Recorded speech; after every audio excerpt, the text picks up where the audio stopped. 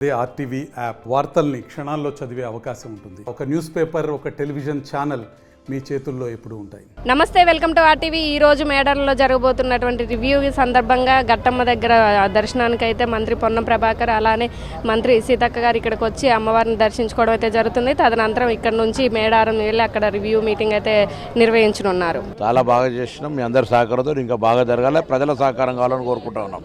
అంటే ఇప్పుడు జరగబోయేటువంటి మేడారం జాతర దగ్గర పడ్డది, ఏర్పాట్లన్నీ పూర్తయినట్టేనా? అయిపోయినాయి. మంత్రి గారు సంబంధిత జిల్లా మంత్రి చొరవతో జిల్లాధికారుల చెప్పండి సార్, అంటే ఏర్పాట్లన్నీ పూర్తయిపోయినట్టేనా? పూర్తి అవుతున్నాయి. అదే చూడడానికి వెళ్తున్నాం, చూసిన తర్వాత చెప్తాం. చూసిన తర్వాత మహిళలు ఎంతమంది ప్రయాణం చేస్తుంటారు? మహిళా బస్సు లక్షల మంది వస్తారు. ఇప్పటికే బస్సు నీ బస్సు వెళ్ళిపోతుంది.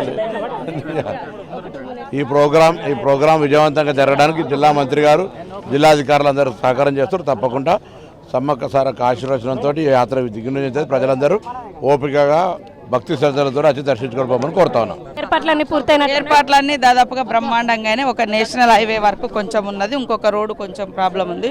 ఆ 2 రోడ్లు అయితే మిగతా ప్రాంగణంలో మేడారం పరిసర ప్రాంతాల్లో దాదాపుగా అన్నీ అయిపోయినాయి. లాట్రిన్లు ఏమో బిఫోర్ 5 days ముందు షెడ్స్ అంటే షీల్డ్స్ అవన్నీ అడ్డం పెడతాము.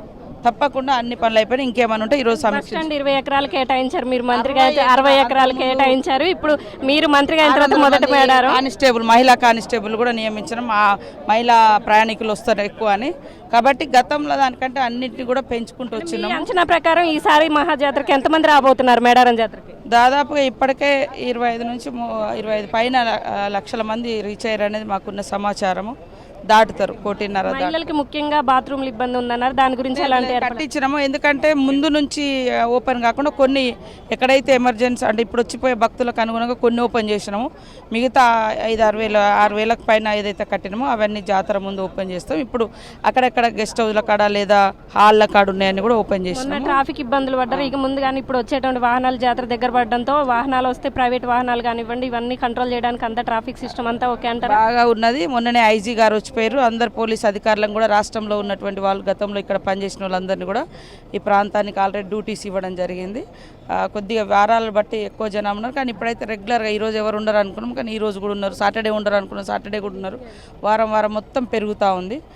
దానికి తగ్గట్టుగా ఇక్కడ కలెక్టర్, ఎస్పీ గారు, సంబంధిత అధికారులు అందరు డిస్ట్రిక్ట్ అధికారులు అందుబాటులో ఉండి నిరంతరం పర్యవేక్షణ చేస్తూ ఉన్నారు. కొన్ని లోపాలైనా కూడా సరిదిద్దుకొని ఇంకా బెటర్గా రోజు మేము బెటర్గా చేస్తాం. ఆర్టీసీ వాహనాలతో పాటు ప్రైవేట్ వాహనాలు కూడా పెట్టే అవకాశం ఉందా మ్యామ్?